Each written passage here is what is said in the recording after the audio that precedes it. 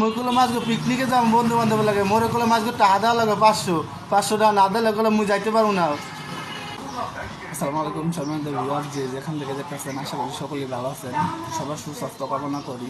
আমি আজকে আপনাদের মাঝে আবার চলে এসেছি। বরিশালের যে আঞ্চলিক ভাষা, সেই ভাষাগুলা আমরা আমাদের শ্রদ্ধেয় বড় ভাই মোহাম্মদ রেজ্জাক হোসেন আমাদের সাথে আছে।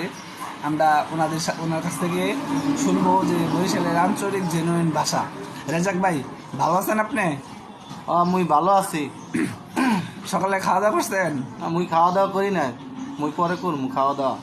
মাঠে যাবেন খেলাধুলা করার জন্য? না মুই খেলাধুলা এখন করবো না, তুই যে এই কর। তারপরে আপনার ওই যেরকম বাসায় গেলে বলি আম্মু ভাত দাও, ভাত খাবো।